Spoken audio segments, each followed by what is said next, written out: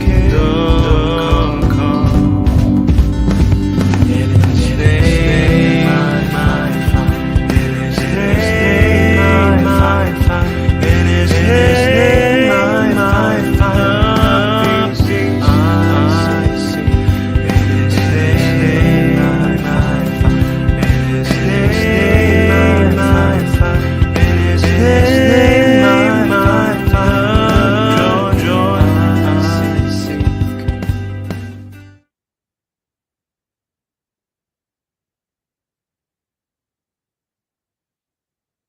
Shalom, selamat malam Bapak Ibu yang terkasih di dalam Kristus. Selamat pagi bagi Bapak Ibu yang stay di Amerika. Dan selamat siang menjelang sore bagi Bapak Ibu yang stay di Jerman. Selamat bertemu kembali pada kelas pembelajaran firman Tuhan pada hari Sabtu, tanggal 28 September 2024. Yang malam ini kita akan belajar tentang materi menggali kitab suci ya, menggali kitab Rut ya Bapak Ibu, dengan temanya kebetulan yang direncanakan. Dan seperti biasa yang akan menjadi narasumber kami adalah Pak Pendeta Dr. Kudus Pardede, MTH. Baik Bapak Ibu sekalian, sebelum kita memulai kelas pembelajaran kita, maka kita akan membukanya dengan berdoa terlebih dahulu. Mari Bapak Ibu kita berdoa. Bapak kami yang di surga, terima kasih dan puji syukur ya Bapak, karena sekali lagi Bapak kami bisa kumpul kembali di kelas yang Adonai dan juga dalam keadaan sehat. Ya Bapak, biar kiranya selalu Bapak ada penyertaan-Mu dalam kelas-kelas pembelajaran kami ini. Dan pimpinlah kelas pembelajaran kami ini ya Bapak dari awal hingga akhir. Dan berkatilah saya ya Tuhan sebagai moderator, agar saya mampu melakukan tugas dan kewajiban saya dengan sebaik-baiknya memimpin kelas pembelajaran ini. Dan juga berkati para operator yang bekerja di belakang layar ya Tuhan, sehingga mereka juga mampu melakukan tugas dan kewajibannya dengan baik. Dan juga berkati internet kami ya Tuhan, dan perangkat-perangkat yang kami pakai pada malam ini dalam pembelajaran kelas ini. Sehingga internet kami dan perangkat-perangkat kami tidak mengalami satu kendala pun selama pembelajaran ini berlangsung. Dan yang terutama adalah Tuhan, berkatilah hamba-Mu Pak Hudus yang akan menyampaikan kebenaran firman-Mu. Urapi setiap perkataan Pak Hudus. Dan berikanlah hikmat yang hanya daripada-Mu Tuhan, sehingga Pak Hudus dapat menyampaikan kebenaran firman-Mu dengan memberikan pengertian kepada kami semua dengan benar dan baik sesuai dengan kehendak-Mu Tuhan. Dan juga berkatilah kami yang berada di dalam kelas ini ya Tuhan, dan juga yang mendengarkan di live YouTube, ataupun nanti yang akan mendengarkan di live Sunda. Buka hati dan pikiran kami Tuhan, terangi dengan Roh Kudus-Mu. Dan berikanlah kami hikmat daripada-Mu Tuhan, sehingga apa yang kami terima dari pengajaran Paulus malam ini dapat kami mengerti dengan baik dan mendapatkan pemahaman yang benar sesuai dengan kehendak hati-Mu Tuhan. Dan meteraikan firman ini di dalam hati kami Tuhan, dan jadikanlah rema di dalam diri kami, hingga kami selalu mampu mengingatnya, dan kami mampu mengajarkan, memberitakannya kepada yang lain, dan terutama sekali kami mampu melakukannya di dalam kehidupan kami. Terima kasih Tuhan. Kami serahkan kelas pembelajaran ini dari awal hingga akhir hanya di dalam pimpinan dan tuntungan-Mu. Dan kami patahkan segala kuasa kegelapan yang akan mengganggu kelas pembelajaran kami saat ini dalam nama Yesus. Doa ini kami panjatkan dalam sabtu nama, yaitu Tuhan Yesus Kristus, Juru Selamat kami yang hidup. Haleluya. Amin. Baik, Bapak Ibu sekalian, sebelum kita masuk pada sesi pembelajaran, maka kita akan lihat terlebih dahulu profil dari narasumber kami ya, Pak Hudus. Dipersilakan operator.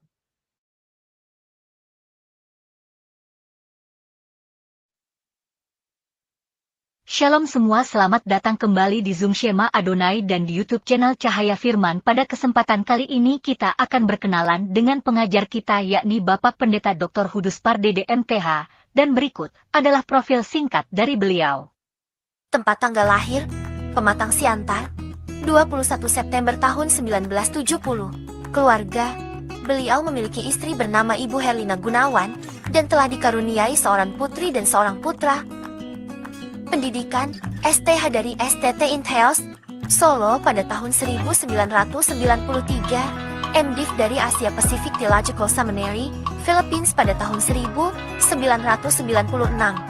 MTH dari STT Intheos, Solo pada tahun 2005, doktor dari STT Baptis Indonesia, Semarang pada tahun 2013.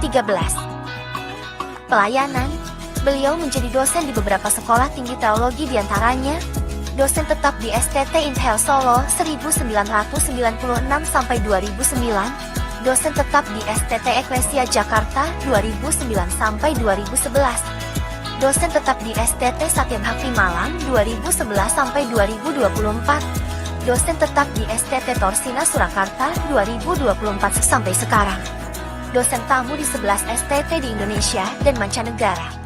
Penggembalaan, beliau juga menjadi gembala di beberapa gereja diantaranya Gembala Sidang GSJA Injil Sepenuh di Solo 1997 sampai 2009. Gembala Sidang GSJA Merdeka di Bandung 2009 sampai 2016. Gembala Sidang GSJA Tesalonika Mandarin di Batam 2021 sampai 2023. Beliau juga telah merilis sebuah buku dengan judul Bahasa Ibrani Alkitab pada tahun 2020.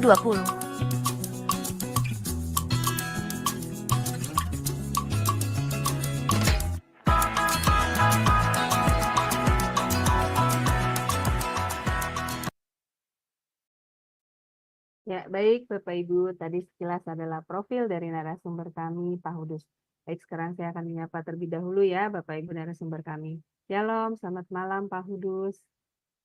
Masih ke mute Pak, ya. Shalom, shalom, saudara sekalian. Ya, bagaimana Pak kabarnya? Semoga selalu sehat dan luar biasa Puji ya Pak. Tuhan, sehat diberkati Tuhan. Amin. Baik Pak, saya persilakan waktu dan tempat selanjutnya kepada Pak Hudus untuk memaparkan pengajarannya. Silakan Pak. Terima kasih untuk perkenalannya. Saya bersuka cita bisa bertemu menyapa saudara-saudara meskipun melalui media virtual ini. Dan kesempatan yang sangat indah diberi kepada saya untuk menyampaikan pembelajaran.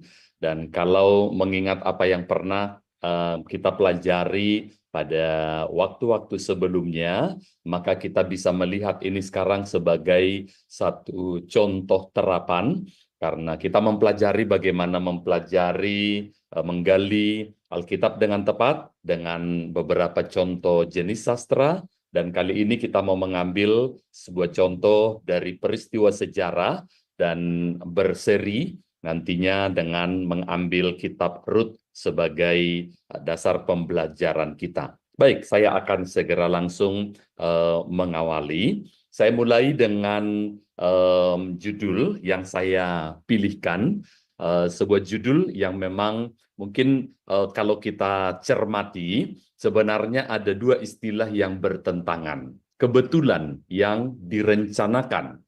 Sebab kalau kita menyebut sebuah peristiwa terjadi secara kebetulan, maka dengan sendirinya itu bukan sesuatu yang direncanakan. Sebaliknya, kalau kita merencanakan sesuatu dan itu terjadi, tidak lagi bisa kita sebut itu sebagai suatu kebetulan. Tetapi ketika kita mempelajari kitab Rut, maka kita akan melihat peristiwa-peristiwa yang terjadi di dalamnya memang seperti peristiwa-peristiwa kebetulan. Tidak terduga, tidak pernah menyangka. Dalam peristiwa kebetulan yang pertama nanti kita melihat ada begitu banyak bencana yang tak terelakkan, tidak terduga terjadi.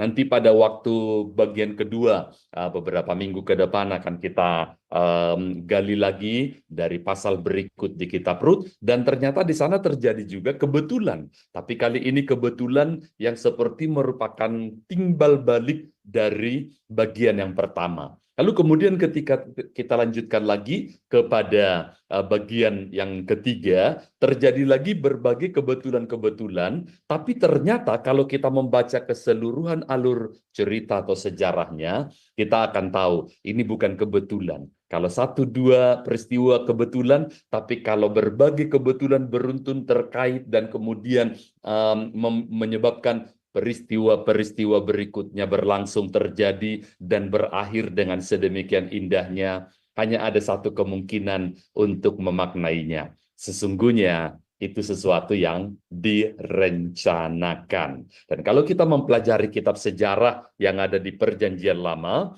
kita akan tahu bahwa ternyata dalam setiap peristiwa-peristiwa narasi di dalam Perjanjian Lama, maka sesungguhnya ada Tuhan, baik disebutkan atau bersifat anonim, bekerja dalam semua peristiwa itu. Dan pahlawan pertama dan terutamanya dalam peristiwa-peristiwa itu sesungguhnya adalah Tuhan. Baik, mari kita akan mengambil contoh ini dari Rut pasal yang pertama, yang juga akan kita lihat di dalam seri yang 3 kali. Kali ini kebetulan yang nampaknya mencelakakan, tapi nanti kemudian kita akan melihat pada bagian kedua, kebetulan yang ternyata kemudian membalikkan keadaan.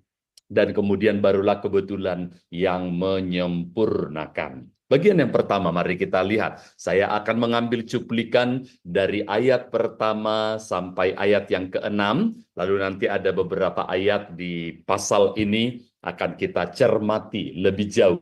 Saya membacakannya dari ayat pertama sampai ayat yang ketiga dari Rut pasal pertama. Demikian firman Tuhan. Pada zaman para hakim memerintah, ada kelaparan di tanah Israel. Lalu pergilah seorang dari Betlehem Yehuda beserta istrinya dan kedua anaknya laki-laki ke daerah Moab untuk menetap di sana sebagai orang asing. Nama orang itu ialah Elimelek. Nama istrinya Naomi dan nama kedua anaknya Mahlon dan Kilion. Semuanya orang-orang Efrata dari Betlehem Yehuda. Dan setelah sampai ke daerah Moab, diamlah mereka di sana. Ayat 3, kemudian matilah Elimelek, suami Naomi, sehingga perempuan itu tertinggal dengan kedua anaknya. Ayat yang keempat sampai ayat yang keenam.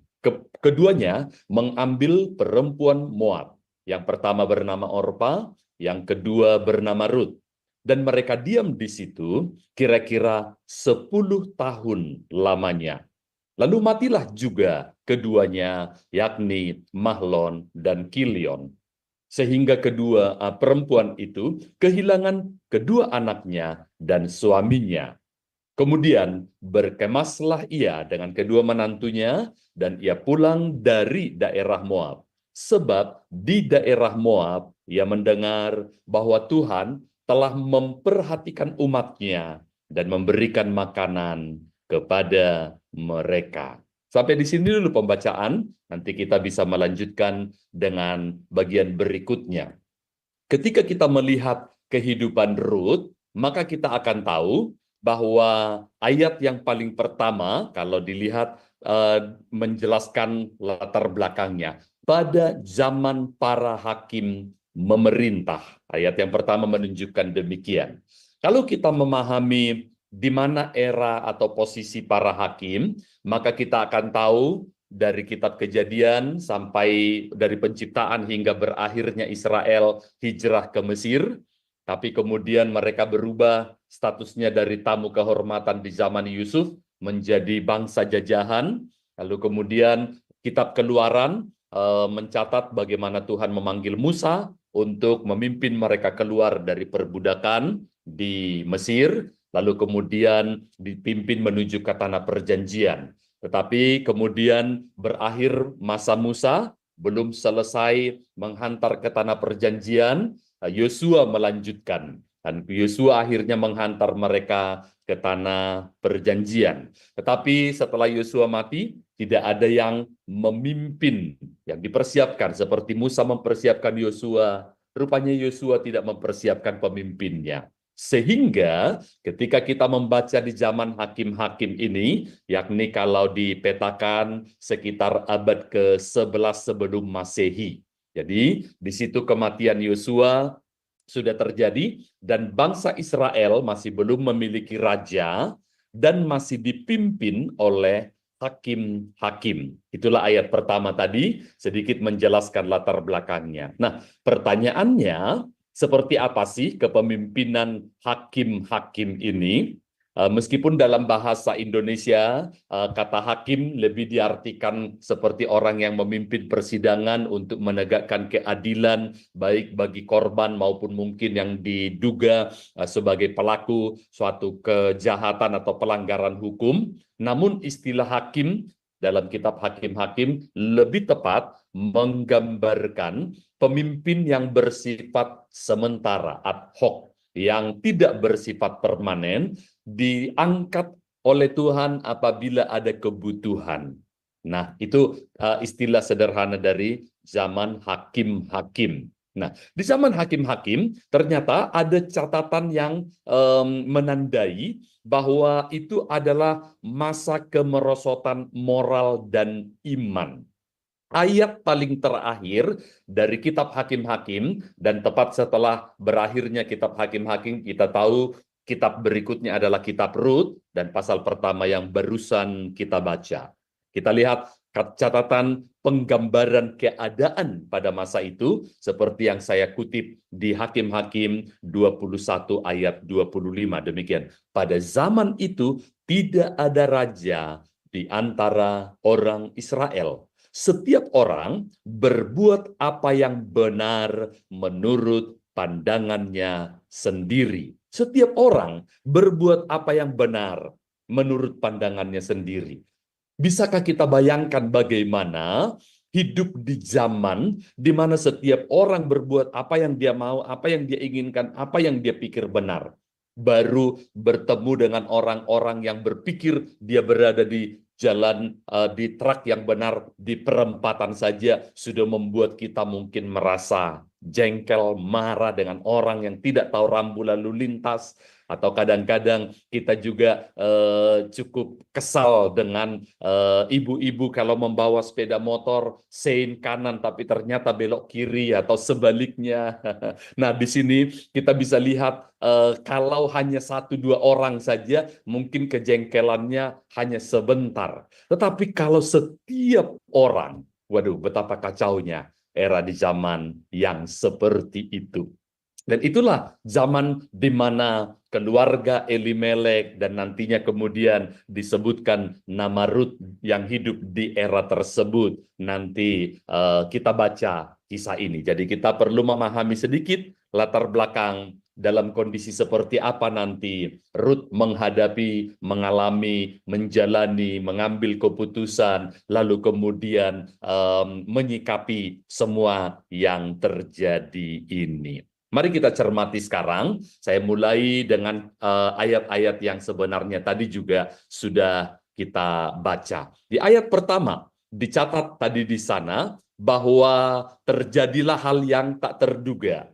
Ya, jadi yang tidak direncanakan. Ayat pertama menyebut terjadilah kelaparan. Dan ini sesuatu yang unik.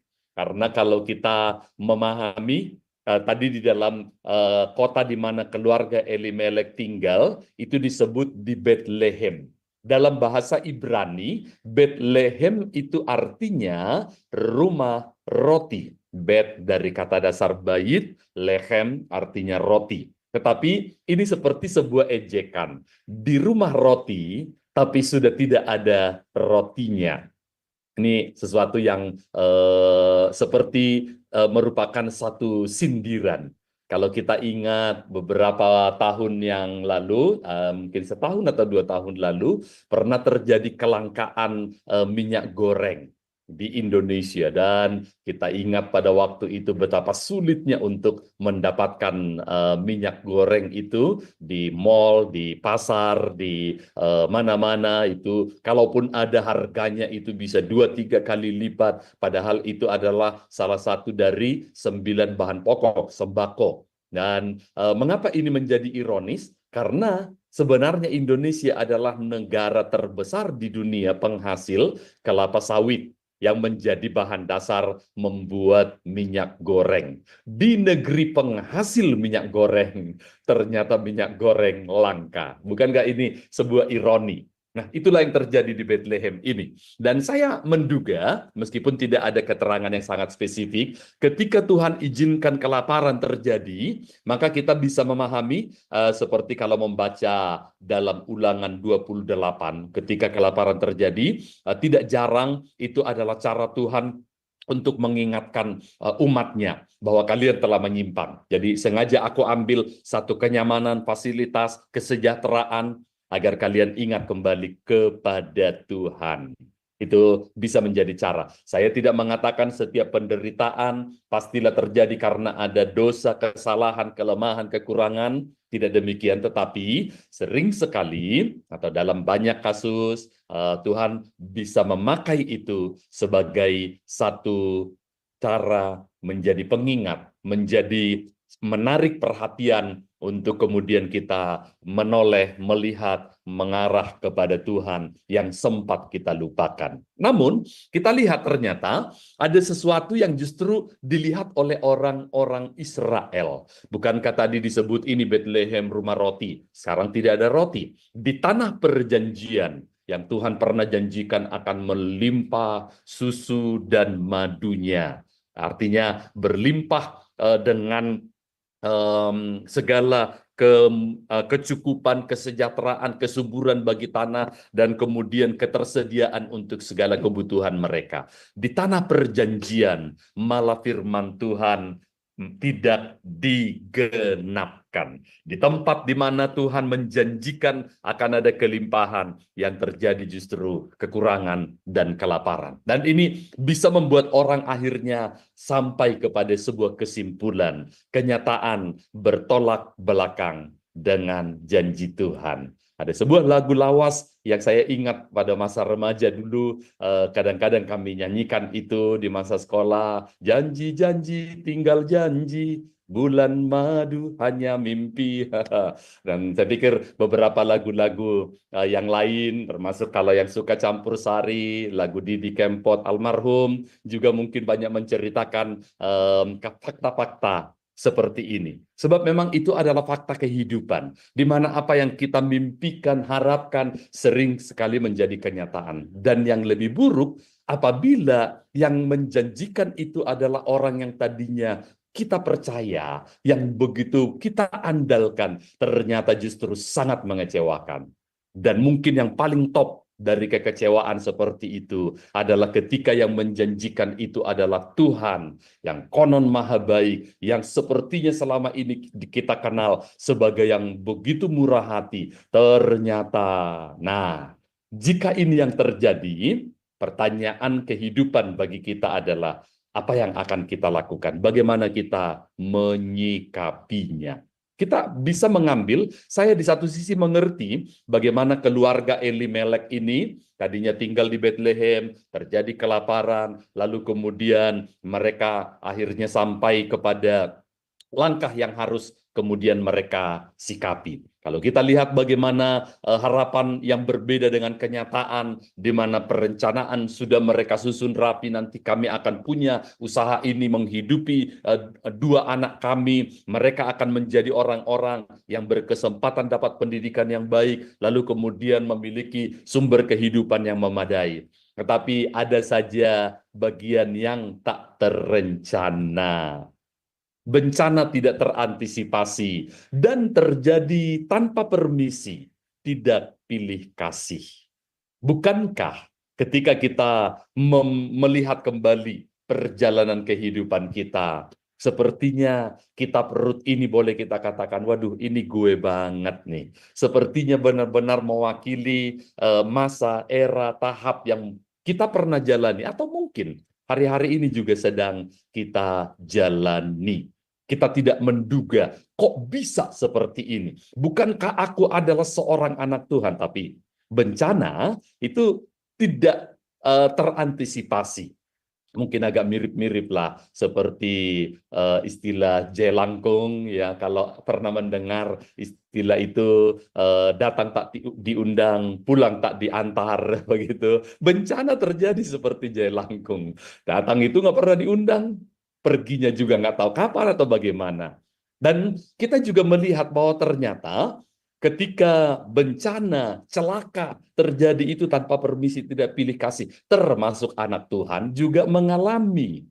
Karena ketika terjadi kebakaran di satu kawasan, di kawasan pertokoan misalnya, nggak ada tuh ternyata, lalu kemudian satu toko, yang lain sudah kebakar, sudah habis semua barang, tetapi satu toko ternyata tak tersentuh oleh api. Kenapa? Karena ternyata itu adalah toko milik seorang anak Tuhan, orang Kristen yang setia, rajin ke gereja, tidak pernah absen dalam terlibat pelayanan, mungkin menyumbang keuangan dalam jumlah yang signifikan untuk menopang kehidupan dan keberlanjutan pelayanan. Wah, makanya Tuhan bermurah hati, nggak kena sedikit pun, saudara-saudara. 1-2 peristiwa mungkin itu pernah terjadi, tapi rata-rata ternyata anak Tuhan pun tidak terkecuali. Dan ini akan menjadi sebuah pertanyaan bagi kita. Kalau begitu apa untungnya dong menjadi seorang anak Tuhan? Kalau toh akhirnya aku tidak dibedakan,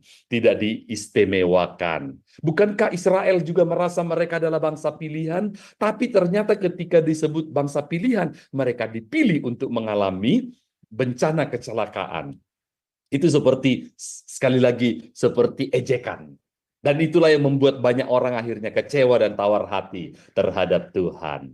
Apakah Anda mengalami masa-masa seperti itu? Jika ya, lanjutkan pembelajaran dari kitab Rut. Karena ini benar-benar mewakili banyak dari tahapan kehidupan kita. Ketika hal yang terjadi tidak seperti yang direncanakan. Memang kita jadi bertanya-tanya dalam kondisi seperti itu, apa yang sebenarnya yang salah? Siapa sebenarnya yang menjadi penyebab sehingga kesialan ini kemudian terjadi, tertimpa atasku? Apakah itu pemimpinku? Entah itu kalau di dunia kerja Anda di PHK, Anda mungkin akan marah-marah, nggak tahu nggak punya pertimbangan belas kasih, nggak manusiawi, atau juga mungkin orang lain yang nggak pernah kita duga-duga. Kita sudah mengendara kendaraan dengan hati-hati, tapi ada orang yang tidak yang sedang mabuk, lalu kemudian mencelakai kita, dan kemudian meninggallah orang baik dalam waktu yang usia sangat muda atau penopang keluarga, lalu kemudian meninggalkan orang-orang yang berduka, terluka, dan kemudian tidak memiliki penghidupan sekian puluh tahun menderita sesudahnya. Apakah yang salah? Ini keadaan kah?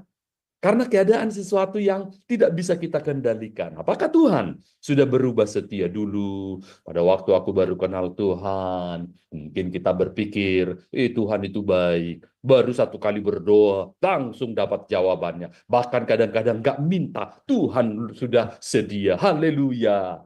Tetapi sekarang Tuhan makin irit bin pelit. Udah berdoa, nggak terjadi apa-apa, ditumpang tangan, nggak mempan, ditumpang kaki, apalagi.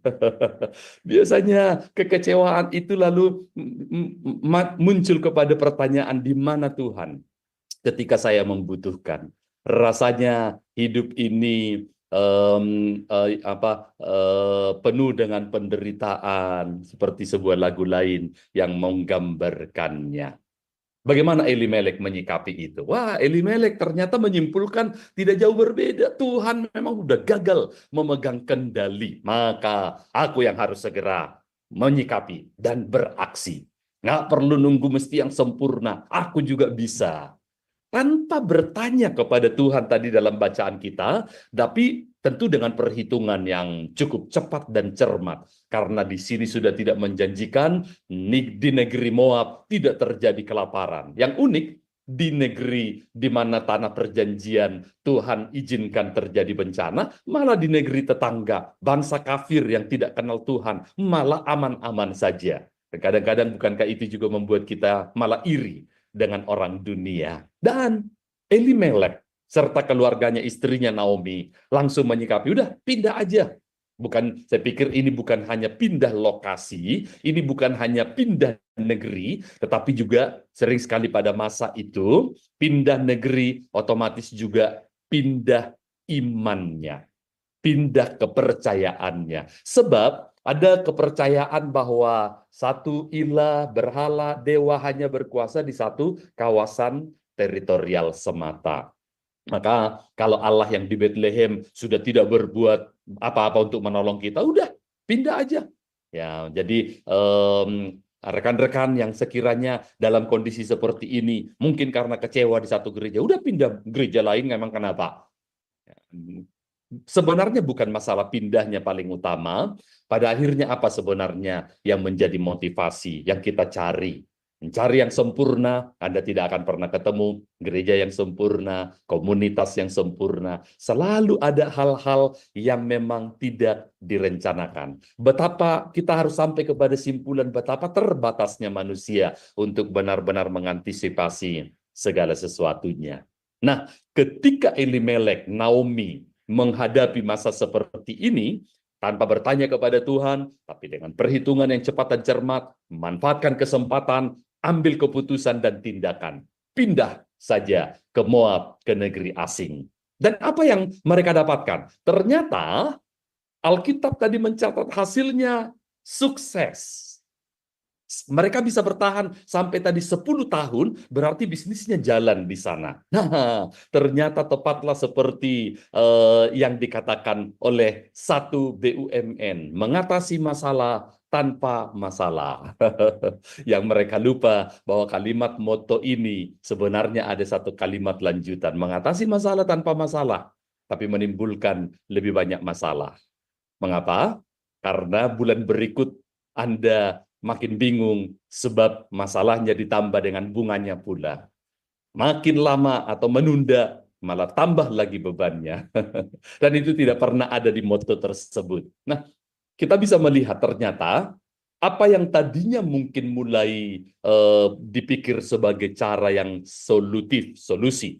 Ternyata sekali lagi ada keterbatasan kita. Sama seperti kita memang terbatas untuk memahami kapan dan di mana bencana terjadi.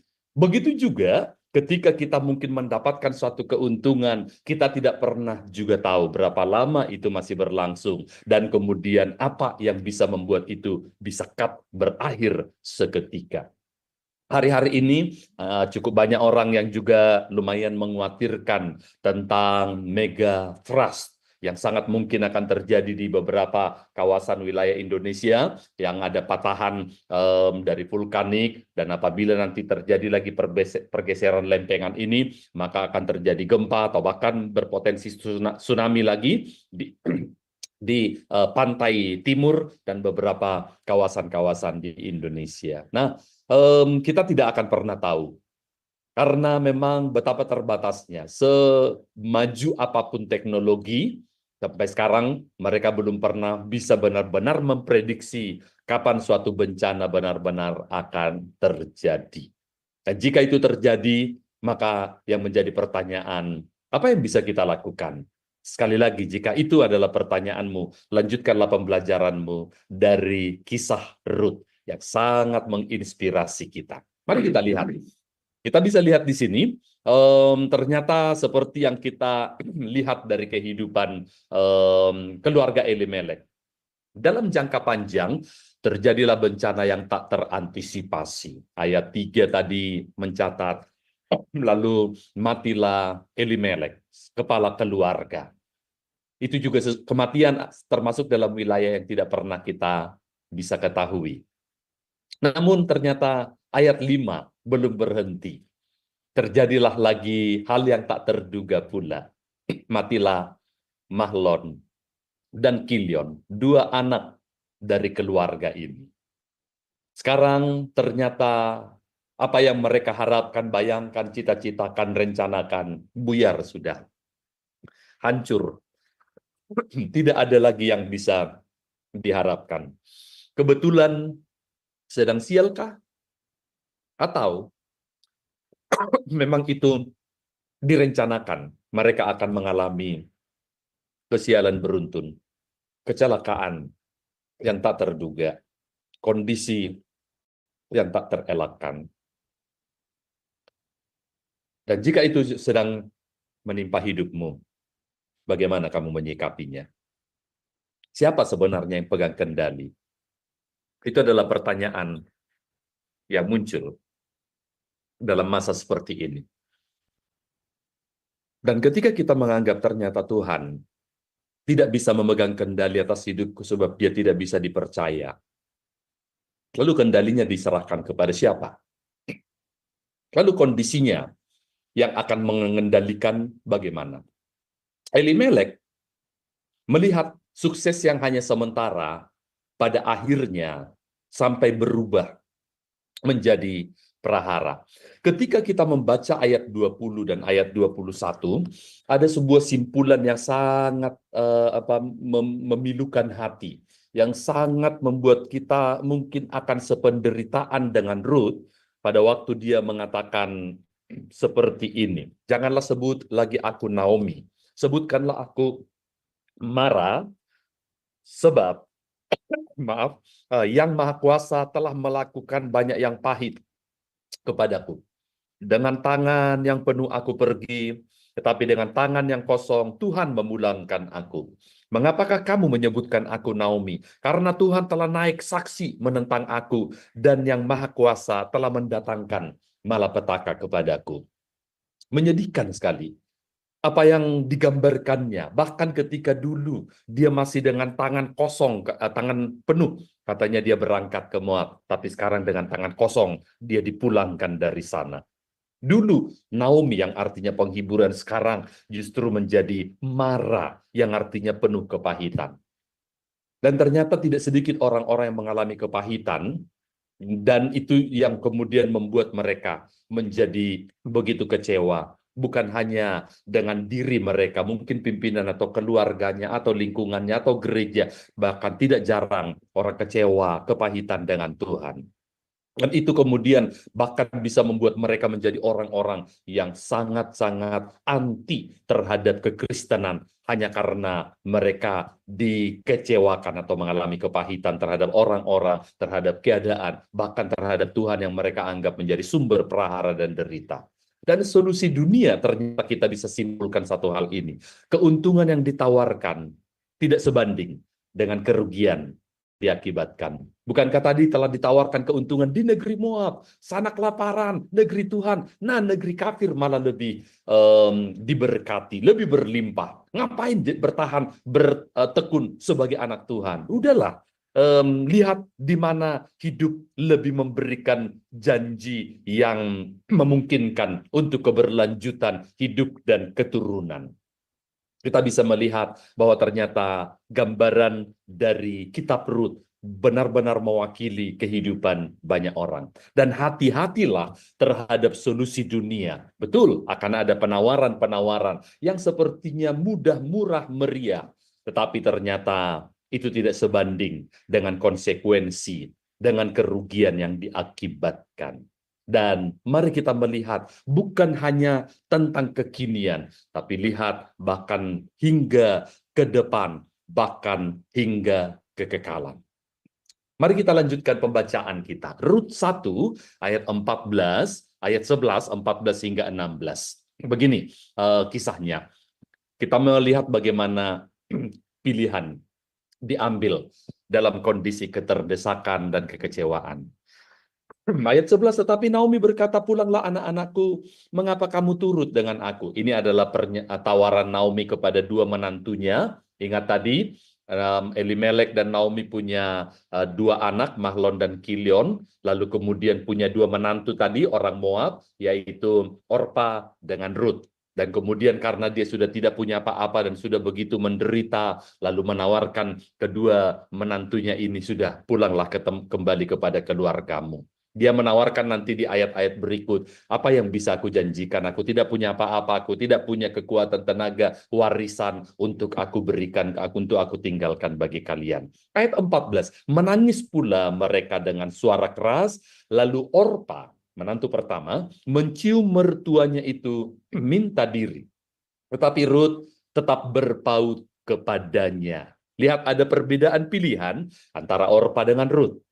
Ayat 15, berkatalah Naomi, telah pulang iparmu kepada bangsanya dan kepada para allahnya, pulanglah mengikuti iparmu itu.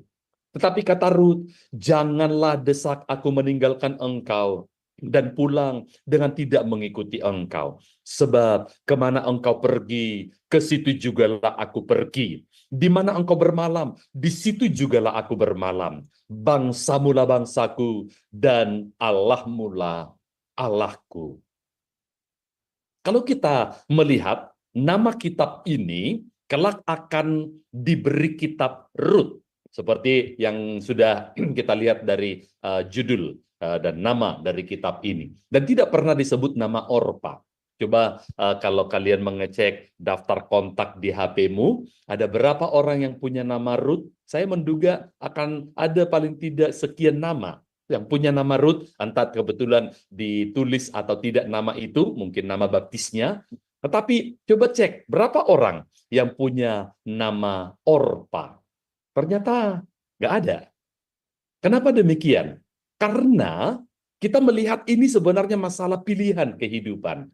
Orpa mengambil keputusan yang sebenarnya saya bisa mengatakan masuk akal, wajar, dan memang berpikir juga jangka panjang. Karena memang Orpa ditawarkan pulanglah. Kalau kamu kembali kepada keluargamu, keluargamu masih akan menopangmu, masih akan memungkinkan untuk nanti bahkan engkau bisa saja menikah, dapat suami, dapat keturunan, dan lanjutkanlah hidupmu. Tetapi Ruth mengambil pilihan yang berbeda. Dan pilihan Ruth, kalau kita telusuri tadi, bersumber dari pengenalannya akan Tuhan. Aku sudah kenal Tuhan di tengah keluarga, mertuaku, suamiku. Dan aku tidak mau kehilangan yang satu itu. Kekayaanku sekarang bukan lagi soal harta, bukan lagi soal mungkin jaminan masa depan, atau barangkali warisan dan sebagainya. Yang aku sekarang miliki, yang membuat aku menjadi merasa begitu kaya atau sejahtera, itu adalah karena aku mengenal Yahweh. Dan itu aku dapatkan di tengah keluarga mertuaku. Dan kalau aku kembali kepada keluargaku betul, aku akan mendapatkan mungkin naungan atau bahkan rencana perbaikan kehidupan bagi anak putrinya yang mungkin janda di usia sangat muda, belum punya anak pula, masih mungkinlah mendapatkan suami untuk melanjutkan kehidupannya. Tetapi aku akan kehilangan imanku. Dan aku tidak mau mengambil keputusan itu. Bangsa mula bangsaku, Allah mula Allahku. Itu kalimat terakhir tadi yang dipakai oleh Ruth. Luar biasa. Dan itu kelak akan membuat nama Ruth dicatat dalam sejarah bangsa Israel. Dan itu kelak bahkan sampai dikenang oleh orang-orang yang kemudian nama Ruth menjadi begitu favorit di antara orang-orang Kristen pengikut Kristus. Karena ada kaitannya nanti, lanjut ke sana. Di sesi berikut akan kita lihat itu. Jadi kita bisa lihat, ternyata pilihanmu sekarang itu bisa berdampak sangat panjang kepada generasi berikutnya, kepada keturunanmu bahkan, kepada masa depanmu apalagi. Mari kita pastikan pilihan kita itu adalah pilihan yang benar. Kenapa tidak pernah saya mengkonseling lalu pas calon yang akan menikah, lalu kemudian sering sekali saya tanya, kalau nanti kalian akan menikah dan kemudian tentu sudah punya pemikiran dong, punya anak. Iya dong Pak Pendeta, berapa anak yang akan kalian rencanakan? Ada yang bilang 3, 2, atau berapa begitu. Lalu sudah punya pikiran nggak? Kalau punya anak, diberi nama apa? Jangan sampai bertengkar loh gara-gara itu. Lalu saya belum pernah dengar, kalau anak kami laki-laki, Pak Pendeta, kami beri nama Yudas Iskariot. Kalau perempuan, Isabel. Rasanya kok nama itu nggak pernah dikenang dalam nama anak, karena mereka telah meninggalkan kesaksian yang buruk. Tetapi beberapa dari mereka berkata, kalau anak perempuan kami mau beri nama Ruth deh. Kenapa? Memang ini adalah sebuah tokoh yang luar biasa. Dan itu terobosan iman yang melihat realita tidak hanya dari kekinian. Kekinian memang betul, ibu mertuanya Naomi tidak akan bisa menjanjikan apa-apa. Tetapi bahkan tidak hanya seperti Orpa yang juga berpikir jangka panjang. Namun Ruth mengambil pilihan berdasarkan perspektif kekekalan. Bangsa mula bangsaku, Allah mula Allahku. Itu sesuatu yang tidak akan bisa digantikan oleh apapun. Dan itu sebenarnya kelak di perjanjian baru kemudian dicatat, tidak ada yang dapat memisahkan kita dari kasih Kristus. Kecuali kalau kita yang menjauhkan diri dari apa yang telah Tuhan sediakan dan tetapkan bagi kita. Maka kita bisa mengambil sebuah pembelajaran yang begitu mulia, indah dari Rut, bahwa tempat terbaik di dunia adalah berada dalam kehendak Tuhan. Mungkin kehendak Tuhan itu memang membuat kita berada seperti dalam kondisi seperti keluarga Elimelek, kelaparan. Tetapi itu ada musimnya, ada masanya. Itu bukanlah sebuah ketetapan dari awal sampai akhir akan berakhir dengan cara yang mengenaskan pula. Dia adalah Tuhan yang melihat jauh ke depan, melebihi dari yang Anda bisa rencanakan. Dan dia mampu, Allah mampu merencanakan melebihi dari kecanggihan apa yang engkau mungkin inginkan, tetapkan, rencanakan bagi dirimu, anak, keturunanmu, dan sebagainya. Maka pastikan di tempat di mana engkau berada sekarang itu adalah berada dalam kehendak Tuhan. Sebab ini akan menentukan kelak, baik akhir hidupmu, masa depanmu, dan tidak terkecuali juga bahkan hingga keturunanmu, anak cucumu. Kita bisa mengambil pembelajaran yang tidak kalah indahnya kalau begitu dari pilihan Rut ini. Yaitu pada waktu dia harus mengambil pilihan, maka pastikan itu adalah pilihan yang tepat. Apa menjadi kriteria pilihan yang tepat? Yang pertama kita lihat dari Rut adalah arah yang tepat. Arahnya harus tepat. Dan arahnya itu jelas sekali adalah peka dan taat kepada kehendak Allah. Ketika Elimelek, Naomi mengambil keputusan untuk hijrah ke Moab, ternyata itu didorong memang bukan oleh kepekaan apalagi ketaatan kepada kehendak Allah, tetapi hanya karena dorongan ekonomi, hanya karena kebutuhan kehidupan, hanya karena mereka mungkin terancam kelaparan dan mencoba menghindari apa yang memang sedang Tuhan ajarkan dalam kondisi kesukaran ini. Arah yang tepat adalah kemana Tuhan kehendaki. Itu sebenarnya yang pilihan terbaik dalam kehidupan ini. Dan kiranya kita dalam mengambil keputusan ini pun akan mengambil itu sebagai pilihan pertama, karena sebagaimana judul yang saya ambil dan akan lebih jelas nanti pada bagian kedua, ternyata akan terjadilah hal-hal yang kita sebut tadi kebetulan, tetapi sebenarnya telah Tuhan rencanakan. Mungkin itu kebetulan, dan kita lihat dulu kebetulannya adalah kebetulan yang mencelakakan, di mana terjadilah kelaparan, lalu pindah sebentar mendapatkan solusi, tapi matilah kemudian Elimelek. Kedua anaknya menikah, tetapi kemudian matilah juga nanti Mahlon dan Kilion, sehingga tinggallah 3 janda dalam satu rumah, 3 in 1. Namun kita lihat ternyata Rutlah yang mengambil arah yang tepat. Dia tidak kembali kepada keluarganya meskipun kehidupan seperti lebih menjanjikan di sana, tetapi memilih ikut bersama dengan Naomi mertuanya karena dia melihat ada pilihan, yaitu peka dan taat kepada kehendak Allah. Apakah Anda sudah ke arah tersebut? Yang kedua, kita lihat juga bahwa komitmen yang total, yang tadi dia sebutkan, Allah mula Allahku, ini tidak akan aku lepaskan. Tidak jarang orang akhirnya kehilangan imannya, kehilangan apa yang telah ditanamkan sejak dari anak-anak, sejak dari sekolah minggu, hanya karena mendapatkan seorang jodoh yang berbeda imannya. Karena memang tampak dia lebih menjanjikan pekerjaannya, karirnya, atau juga mungkin awalnya sikap dan perlakuannya. Tetapi tidak jarang kemudian berapa malam dia harus membasahi bantal dengan air mata, karena ternyata keadaan bisa berubah. Kita harus bisa menggantungkan hidup kita di dunia yang gampang berubah ini kepada Allah yang tidak berubah. Ada lagu lawas yang menggambarkan itu. Batu karang yang teguh, engkau perlindunganku, engkau tidak tergerak, di gelora pun tegak. Tuhan Yesusku seru. Kita lihat bagaimana lagu seperti ini sebenarnya adalah mengalir dari komitmen yang total. Allahmu akan menjadi Allahku, dan itu tidak akan bisa digantikan oleh apapun. Apakah yang dapat memisahkan kami dari kasih Kristus, kata Rasul Paulus. Semoga Anda juga mengambil pilihan yang sama. Dan yang terakhir, ternyata kita membutuhkan yang satu ini, yaitu komunitas yang benar. Bayangkan apa yang terjadi apabila Naomi tidak memiliki Ruth.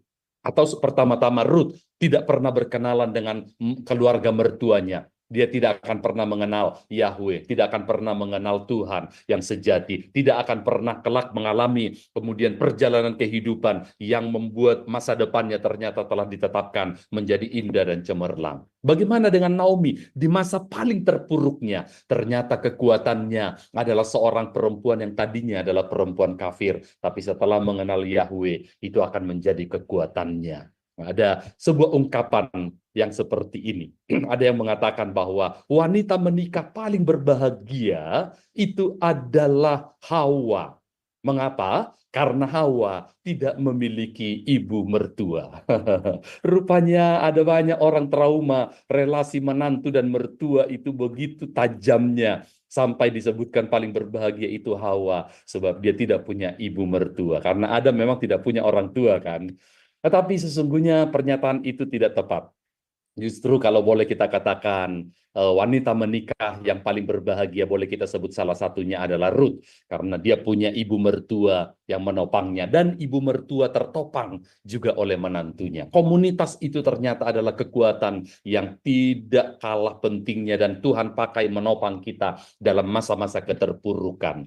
Dan semoga Anda berada dalam komunitas yang kuat, solid seperti ini. Kalau Anda sekian lama telah meninggalkan gereja, mungkin ada orang yang sangat mengecewakan di sana. Betul, saya memaklumi bahwa di gereja ada orang-orang yang sepertinya benar-benar mengecewakan. Tapi kemudian Tuhan hadir di sana. Dan Tuhan sedang memperbaiki, membenahi. Gereja bukanlah kumpulan produk jadi, tetapi bengkel untuk orang yang sedang menjadi seperti apa yang Tuhan rencanakan. Belum selesai, belum rampung. Bukankah Anda juga bukan produk yang sudah sempurna? Kalau sudah sempurna pasti sudah di surga. Nggak ikut Zoom ini, nggak menonton tayangan ini. Tapi karena kita belum sempurna, Tuhan berkata, baik, mari aku perbaiki. Dan itu sering sekali Tuhan memakai tangan komunitas, keluarga Allah, gereja, saudara-saudara seiman, orang-orang yang termasuk menjengkelkan ada di sekeliling kita. Komunitas akan menjadi kekuatan yang penting. Mari simpulkan, apakah imanmu sudah terkoneksi dengan Tuhan untuk memandu perjalanan hidupmu? Nanti, apabila engkau dipandu pada jalan seperti ini, kehendak Tuhan dalam ketaatan dan ketekunan kesetiaan mengikutnya, Ia akan mengatur kebetulan-kebetulan yang Dia telah rencanakan.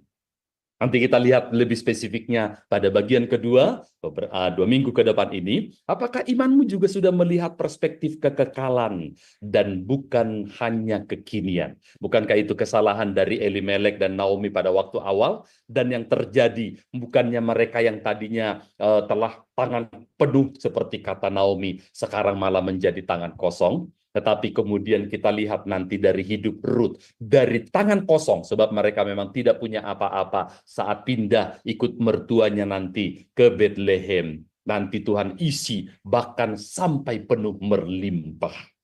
Apakah imanmu sudah melihat perspektif kekekalan dan bukan hanya kekinian?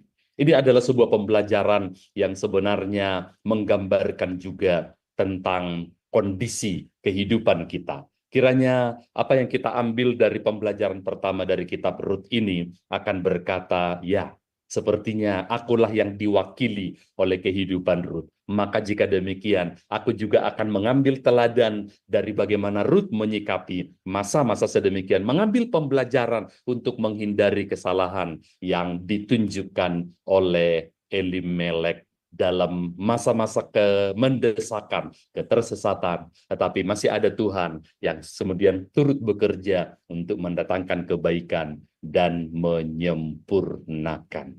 Bagian pertama dari pembelajaran dari kitab Rut, kebetulan yang direncanakan. Baik, itu yang saya sampaikan. sekiranya pada waktu ini ada pertanyaan-pertanyaan yang ingin mendalami apa yang telah saya sampaikan, akan menjadi satu kesempatan yang baik untuk kita semakin diperkaya dan diperluas dari pembelajaran dan kehidupan kita perut ini. Silakan. Ya. Ya, baik Pak Hudus. Luar biasa ya Pak, pemaparan malam ini kita belajar tentang kisah Rut, kebetulan yang direncanakan. Baik, sebelum kita masuk pada sesi tanya jawab dan diskusi, baik saya akan membacakan terlebih dahulu ya Bapak Ibu acara-acara Sema Adonai ke depannya. Ya, sebentar, sudah tampak di layar. Ya, baik Bapak Ibu, setelah kelas ini masih ada kelas lanjutan terakhir ya Bapak Ibu di SMA Adonai, yaitu di jam 21.00 waktu Indonesia Barat.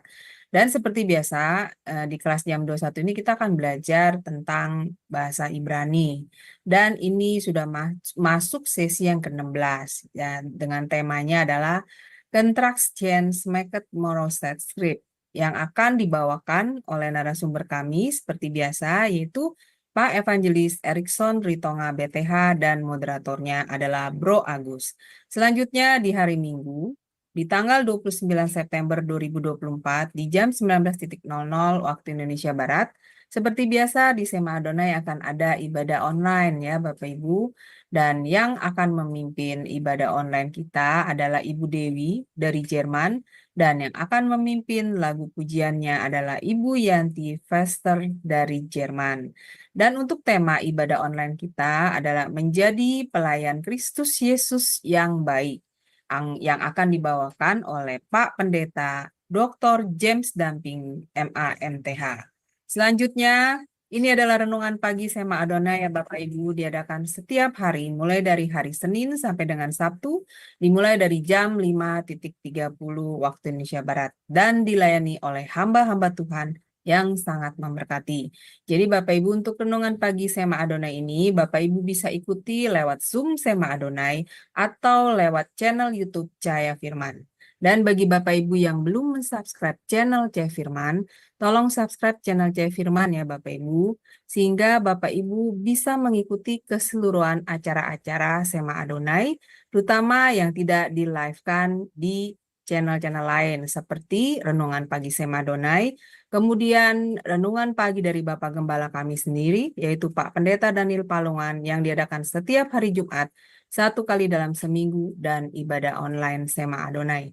Dan juga tolong bantu share ya Bapak Ibu channel Cahaya Firman ini kepada yang lain, sehingga semakin banyak juga orang yang bisa mengikuti keseluruhan acara-acara Sema Adonai lewat channel Cahaya Firman. Dengan begitu Bapak Ibu telah membantu channel kami, channel Cahaya Firman, untuk menjadi semakin berkembang dan menjadi berkat lagi bagi banyak orang. Terima kasih Bapak Ibu atas perhatiannya. Sekarang kita akan masuk pada sesi tanya jawab dan diskusi ya Bapak Ibu. Tetapi bagi Bapak Ibu yang ingin bertanya atau sharing, silakan raise hand terlebih dahulu, maka akan dibuka mute-nya oleh operator kami. Ya, baik Pak Hudus, luar biasa ya Pak. Ini kita belajar tentang kisah Ruth ya Pak ya, dan Naomi, keluarga Naomi. Dan ini sebenarnya kalau saya lihat Pak ya, ini banyak dialami oleh anak-anak Tuhan ya Pak Hudus, yaitu memilih arah yang tepat. Dan kalau di sini saya lihat dalam memilih arah yang tepat, ini terhubung dengan iman ya Pak ya. Dari bagaimana jadi bisa mengerti bahwa apa yang dipilih, apa yang diambil, keputusan yang dipilih itu, jalan yang diambil itu apakah sesuai dengan kehendak Allah. Betul tidak Pak Hudus? Ya, silakan. Ya, kalau kita mengambil tadi sebuah perbandingan dari pilihan yang diambil oleh Elimelek pada waktu mengalami kelaparan di Bethlehem, lalu kemudian hijrah atau pindah ke Moab, pilihannya itu lebih didasarkan atas pertimbangan keadaan. Keadaan memang tidak menjanjikan di mana mereka berada, lalu nampaknya Moab lebih memberikan solusi atau peluang. Lalu kemudian juga tentu didorong oleh kepentingan atau keuntungan. Karena di dalam kondisi kelaparan, siapa yang bisa diharapkan untuk menjadi sumber kehidupan dan di sana lebih sejahtera. Dan tentunya juga kita bisa melihat ini kepada dorongan atau naluri untuk bertahan. Setiap makhluk memang memiliki dorongan, naluri untuk bertahan hidup dan menghindar dari bahaya, serta kemudian memilih kehidupan yang lebih baik. Tetapi sebagai anak Tuhan, ternyata semua itu walaupun ada dalam diri kita dorongan untuk lebih memilih berdasarkan apa yang lebih menguntungkan, apa yang lebih mensejahterakan, dan nampaknya lebih menjanjikan, ya pilihan tentu ke sana dong. Kalau gaji lebih tinggi, kalau hidup lebih enak, kalau jam kerja lebih cocok, kenapa tidak memilih karir seperti itu? Tapi yang sering kali diabaikan dalam pilihan itu adalah apakah ini kehendak Tuhan? Mengapa kehendak Tuhan menjadi faktor yang tidak boleh ditinggalkan? Karena apa yang kita sebut menguntungkan sekarang, itu belum tentu bertahan untuk seterusnya. Keadaan bisa berubah. Itu hal yang tidak bisa kita antisipasi. Itu hal yang tidak bisa kita pegang kendali. Maka kita harus mempercayakan kepada Tuhan yang telah melihat jauh ke depan. Bahkan sekiranya pada kondisi berubah, bencana kemudian beruntun terjadi, tetapi karena Tuhan yang turut hadir dan bekerja dalam kehendaknya, maka keadaan itu bagi Tuhan semudah mengubahkan dengan berfirman, tenanglah, kata Yesus kepada badai, lalu badai pun tenang. Tetapi yang paling utama adalah Tuhan ingin mengubahkan kita. Mengubah alam, mengubah keadaan, itu hanya dengan berfirman. Tetapi mengubah hidup kita membutuhkan respon pada Tuhan. Dan respon inilah yang harus kita libatkan dengan berkata, Tuhan, apa yang Engkau kehendaki dalam kondisi kemendesakan seperti ini. Jadi faktor itu yang tidak boleh diabaikan. Juga kita melihat perbandingan antara keputusan Orpa dengan Rut, di mana Orpa memang telah mempertimbangkan kepentingan jangka panjang, tetapi Rut telah mengambil pilihan berdasarkan perspektif lebih jauh, yaitu kekekalan. Dia tidak mau kehilangan imannya.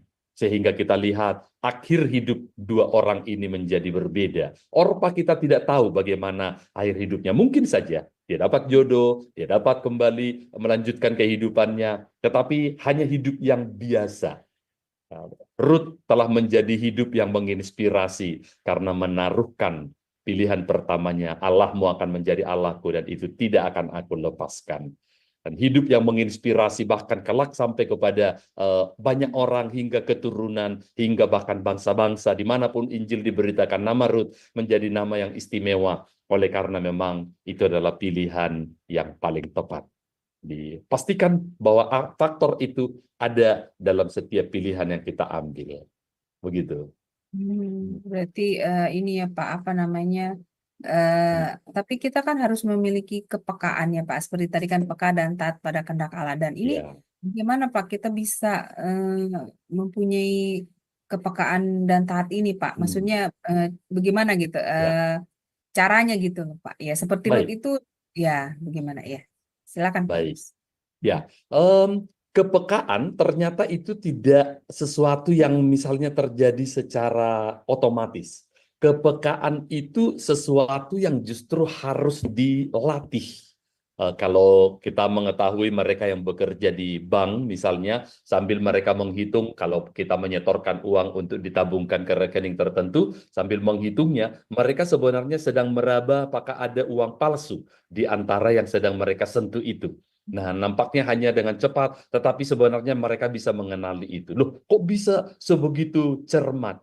Nah, itu sesuatu yang mereka latih. Mereka kenali sekali ciri dari uang asli, sedangkan sedikit agak ada permukaan yang tidak selicin kalau itu adalah uang palsu, warna dan sebagainya, sambil melihat, sambil merasa, dan itu keahlian mereka itu sudah begitu peka. Nah, kita juga bisa melihat hal yang sama sebenarnya, mengenal kehendak Tuhan dalam kondisi-kondisi kemendesakan itu tidak terjadi sebenarnya secara mendadak. tetapi sesuatu yang karena kita kenali suara itu dari membaca firman-Nya, dari berada dalam hadiratnya, beribadah bersama dengan umat Tuhan. Karena di mana Tuhan hadir, kita menjadi sangat peka. Kita tahu apa yang dikehendakinya, yang mendukakan hatinya sebaliknya, dan sebagainya. Jadi kepekaan itu sesuatu yang sebenarnya semakin meningkat sejalan dengan semakin banyaknya jam kebersamaan, jam terbang kalau istilah dalam karir seperti pilot dan sebagainya, dan kita akan menjadi lebih mudah mengenali pada saat-saat kemendesakan. Jadi berarti keseharian kalau kita bisa menyebutkan Ruth memang bisa peka, mengenal, dan tidak melepaskan imannya, karena dia telah mempertahankan, menumbuh kembangkan iman itu sejak dia mengenal suaminya, mengenal Yahweh melalui keluarga mertuanya, bertekun di sana. Karena kalau pengenalannya hanya sebatas kulit ari, permukaan saja, begitu gampangnya melepas seperti Orpa.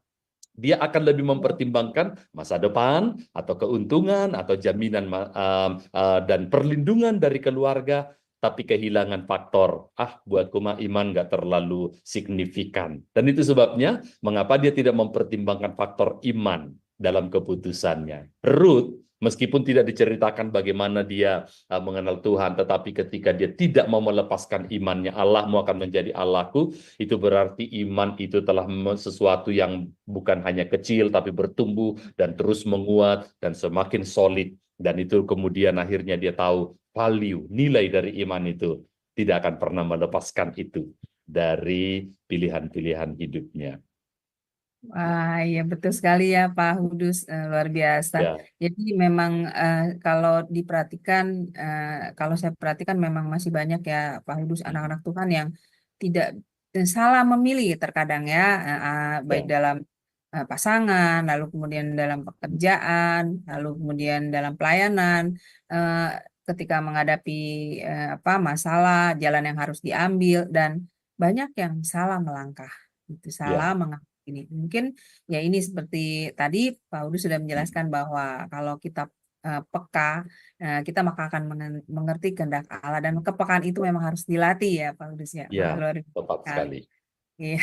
Jadi ketika kita tidak melatih kepekaan kita, ya maka kita akan selalu salah arah ya Pak. Seperti tidak Ya, ada kompas ya di dalam hidup kita, maka kita akan selalu ibaratnya tersesat ya Pak. Seperti ya, Abi, apa tadi. yang dipilih benar ternyata itu salah, malah mendatangkan malapetaka. Wah, biasa sekali Pak Udus. Pembelajaran Bapak malam ini sangat memberkati kami ya Pak. Di mana kami diajarkan untuk bisa mengambil keputusan yang tepat seperti Ruth ya Pak ya. Karena dia memiliki kepekaan dan itu harus dilatih. Ya, baik. Saya akan coba hubungi Ibu Heni, monitor Ibu Heni. Iya, monitor Ibu. Ya, bagaimana Ya, Ibu tanggapannya? monitor. Ya, Terima ya, kasih dari Pak pengajarannya, Hudi. Pak. Sangat luar biasa. Nah, jika audiens bertanya, berarti Ruth ini tokoh yang secara kebetulan atau yang direncanakan? Nah, jawabannya apa, Pak? Baik. Setiap orang yang ada, yang Tuhan izinkan ada sekarang hidup di dunia ini, sesungguhnya Tuhan punya rencana untuk mereka. Jadi itu sesuatu yang direncanakan. Baik juga mungkin tentang alur kehidupan yang mereka hadapi. Dalam kemahatauan Tuhan, dia telah melihat itu. Namun, kita tidak menganut pemahaman yang seperti takdir, atau bahasa teologinya disebut fatalisme, di mana seolah-olah Tuhan secara sepihak menentukan apapun yang terjadi. Kita ini cuman wayang dan Tuhan dalang. Dan wayang tidak bisa menolak ketika dia digerakkan, ketika dia ditempatkan atau diatur untuk mengatakan apa. Nah, karena kita melihat bahwa ternyata Allah juga menghendaki sesungguhnya Orpa memiliki rancangan masa depan, karena Tuhan tidak pernah menyebutkan, oh kalau Orpa mah tidak dikasihi oleh Tuhan, gak demikian. Kesempatan mengenal Yahweh tersedia bagi Orpa, tapi pilihannya membuat dia mendapatkan pilihan yang cukup baik, tetapi bukan yang terbaik. Jadi ada peran iman, ada respon dari orang yang mengizinkan Tuhan yang akan menata kehidupannya. Jadi untuk orang-orang seperti Ruth lah nanti akan terjadi yang kita istilahkan lebih spesifik ini, kebetulan yang Tuhan rencanakan. Dan lebih spesifik pada bagian kedua, kita lihat nanti kiprah dari Ruth dan hal-hal yang tak terduga ditwist dalam kisah kehidupan dari Ruth ini. Jadi setiap orang, Anda dan saya semuanya, sesungguhnya kalaupun ada, karena Tuhan memang punya rencana, dan rancangan Tuhan itu jelas dalam Alkitab disebut bukan kecelakaan, bukan kegagalan, tetapi rancangan masa depan. Pertanyaannya, mau nggak kita mengikuti di track itu? Itu Begitu. dia. Betul. Pak, kalau di antara kedua tokoh ini, Ruth dan Orpa, Iya. Orpa yang akhirnya menolak kasih karunia Tuhan setelah dia diperkenalkan kepada Allah Yahweh itu, kemudian Ruth yang meresponinya dengan baik. Apakah dari kedua menantunya Naomi ini, Orpah dan Ruth itu, bisa menggambarkan dengan arti rohani itu, Pak? Bagi apakah ada tipologinya? Bagaimana ukurannya melalui pengajaran sekolah teologi ya? Nah, itu saya ingin tahu tentang itu, Pak. Ya, tepat sekali. Kisah Ruth dan berdampingan dengan Orpa menggambarkan memang pilihan hidup yang bisa juga diambil oleh setiap orang, di mana kita lihat mereka boleh dikatakan sebenarnya punya garis start yang sama, bekal yang sama, berada di lingkungan yang sama, juga berkesempatan mengenal Yahweh melalui keluarga Elimelek, Naomi, dan suami masing-masing tadi. Dan tentunya kalau boleh kita katakan Tuhan memberi kesempatan yang setara untuk setiap orang. Mungkin setara tidak selalu berarti sama-sama harus lahir misalnya di keluarga yang sejahtera, atau barangkali sama-sama berada di dalam modal awal yang sudah cukup untuk membangun sebuah karir atau apapun, tetapi kesempatan itu ada. Namun kita bisa melihat di sini mengolahnya. Jadi sama seperti master chef yang diberikan bahan yang sama, alat yang sama, tetapi kemudian ada yang salah dalam mengolahnya, kelamaan memasak satu atau mentah, lalu kemudian akhirnya kalah dalam kompetisi master chef. Ya, bukankah kesempatan diberi sama, di dapur yang sama, alat dan bahan yang sama. Nah, mengolah ini atau ada pilihan yang akhirnya melibatkan setiap orang. Dan kita bisa melihat ternyata Orpa lebih mengedepankan dalam pertimbangan-pertimbangannya, yaitu jaminan masa depan yang nampaknya lebih menjanjikan jika dia kembali ke keluarganya. Ruth sebenarnya punya kesempatan yang sama seperti Orpa juga, tetapi karena dia punya pilihan di sana memang lebih menjanjikan soal kehidupan, tetapi pilihan ikut mertuanya membuat dia kehilangan iman. Dia menaruh bobot iman itu jauh lebih penting daripada sekedar jaminan untuk masa depannya. Dan kita lihat pilihan Ruth itulah ternyata pilihan yang paling tepat, karena kisah Ruth akan nanti berlanjut dengan begitu indahnya nanti di pasal-pasal berikut akan terlihat, tetapi Orpa mungkin mendapat yang dia mau, namun tidaklah sebuah kehidupan yang menginspirasi, yang istimewa, sehingga tidak layak untuk dicatat dalam kitab ini tadi. Ya, semoga itu juga menggambarkan pilihan mana yang menjadi prioritas kita dalam hidup ini. Ya. Berarti Tuhan itu memanggil keduanya, tapi respon yang menentukan, ya Pak ya. Tepat sekali, Ibu Heni. Oke, baik Pak. Itu terima kasih banyak. Saya kembalikan kepada moderator. Silakan. Ya, terima kasih Ibu Heni. Luar biasa ya Ibu pertanyaannya. Jadi semakin memperjelas pemaparan dari Pak Hudus ya. Malam ini memang semua balik lagi dari kepekaan kita, respon kita dalam memilih apa yang menjadi kehendak Allah. Itu yang membuat hidup kita ini jadi menciptakan suatu sejarah ya Pak ya, kisah yang sangat memberkati orang-orang di sekitar kita.